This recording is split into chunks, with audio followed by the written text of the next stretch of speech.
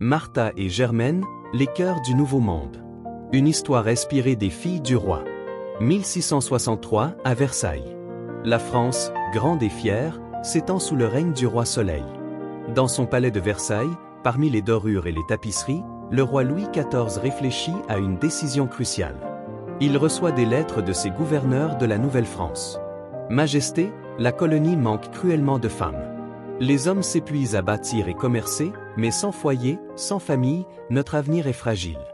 Dans la grande salle dorée du château de Versailles, le roi Louis XIV s'avance vers son conseil. La salle, baignée d'une lumière dorée qui filtre à travers les fenêtres gigantesques, résonne du cliquetis des bottes et du bruissement des étoffes nobles. Alors, Louis XIV se lève devant ses ministres. Prit la parole. Très bien. Qu'il en soit ainsi. Que l'on envoie des filles. Pas n'importe lesquelles. Des filles courageuses. Des filles dignes de porter la France au-delà des mers. Nous leur offrirons une dot, trousseau, un voyage, un avenir. Et elles seront nos filles du roi. Messieurs, pour la gloire de notre royaume et l'avenir de la Nouvelle-France, je décrète que des jeunes filles vertueuses et courageuses soient envoyées dans nos terres d'Amérique. Elles y fonderont famille, bâtiront des foyers et offriront à notre empire une descendance digne. Le décret royal fut proclamé. C'est ainsi que naquit le programme des filles du roi. Chapitre Les orphelines de Dieppe, en Normandie. Martha n'a que 18 ans. Orpheline depuis ses 8 ans, elle a grandi dans une maison de charité à Dieppe, en Normandie. Elle est vive, forte, et rêve d'un monde où elle ne serait plus simplement la fille sans nom, mais une femme libre, bâtisseuse, importante. À ses côtés, Germaine, moins âgée d'un d'eux, sa meilleure amie, sa sœur de cœur. Plus douce, plus réservée, elle est celle qui tient la main quand la peur rôde. Ensemble, elles écoutent un jour l'annonce des sœurs de la charité. La sœur supérieure de Ursuline, prenant la parole. Le roi cherche des filles pour aller en Nouvelle-France. C'est une terre de promesses.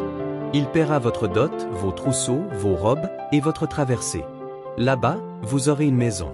Une vie à construire. Des hommes bons, travailleurs, qui cherchent des épouses. Martha et Germaine, toutes deux vivaient dans un couvent depuis trop longtemps, elles avaient entendu parler d'un projet grandiose, partir vers la Nouvelle-France, au-delà de l'océan, pour recommencer une vie. Le roi offrait une dot, un espoir, un avenir point après réflexion. Martha, sans hésiter, s'avance. Moi, j'irai. Je ne veux pas finir couturière dans un coin sombre de Paris. Germaine tremble un peu. Mais l'amitié est plus forte que la peur. Alors moi aussi. Je ne te laisserai pas partir sans moi. Tu crois que nous serons heureuses là-bas? Demanda Germaine. Nous serons libres et cela vaut tout l'or du monde, répondit Martha avec un sourire déterminé.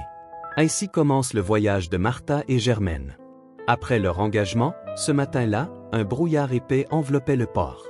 Pourtant, dans leur cœur, une lumière nouvelle s'était allumée. Chapitre 2, le grand départ. Le navire le Saint-André allait bientôt lever l'ancre. À son bord, 120 jeunes filles venues de toute la France.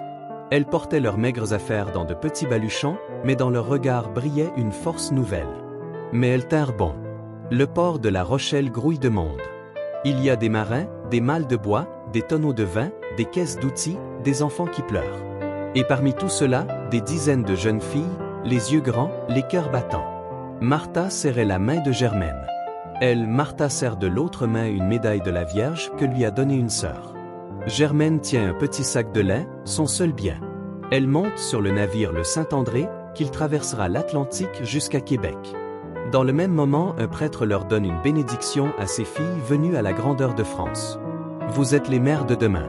C'est par vos mains que naîtra la Nouvelle-France. Les voiles se gonflèrent, les chaînes du port furent tirées, et les quais de Dieppe devinrent un souvenir flou dans la brume salée.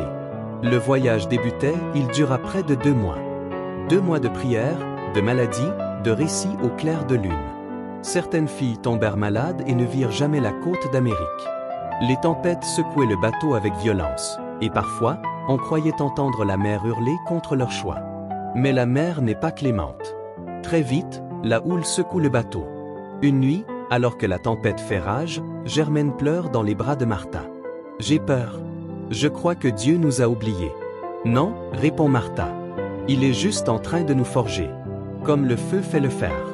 On va y arriver. Tu verras. Je veux voir les grands pains, je veux respirer l'air neuf de ce monde. murmurait Germaine, fiévreuse mais éveillée, alors que Martha l'aidait à boire une gorgée d'eau. Chapitre 3, l'horizon du Nouveau Monde. Le vent fouettait les voiles fatigués du grand voilier, le Saint-André, comme un soupir venu du fond de l'histoire. Cela faisait plus de 2 mois que le navire avait quitté La Rochelle, laissant derrière lui les clochers familiers, les ruelles pavées et les odeurs de pain chaud.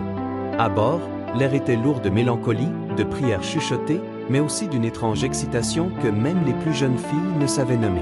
Martha, les mains posées sur le rebord humide du bastingage, tenait fermement le voile de sa coiffe blanche qui dansait au vent comme un papillon égaré.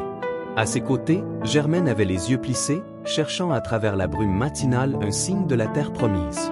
Puis, soudainement, « Regarde, là-bas !» murmura Germaine, la voix tremblante. « Oui, l'horizon change », répondit Martha dans un souffle. Le Bas-Saint-Laurent se dessina lentement sous leurs yeux. D'abord une ligne noire sur un fond de nuages laiteux, puis des côtes ondulées, des falaises bleutées, des collines verdoyantes qui semblaient danser sous la lumière pâle du matin. Le fleuve s'élargissait comme une mer intérieure, profond, majestueux, presque mythique. Le silence tomba sur le pont. Même les matelots cessèrent de jurer. Chacun, dans un recueillement inconscient, fixait ce miracle d'apparition. Ce n'était pas seulement une terre, c'était une promesse. Un recommencement. Une aventure que seule la foi ou le désespoir pouvaient justifier. Des goélands tournaient au-dessus du mât, criant comme pour annoncer l'arrivée de ces femmes venues changer le cours du monde. « Est-ce cela, la Nouvelle-France » demanda Martha.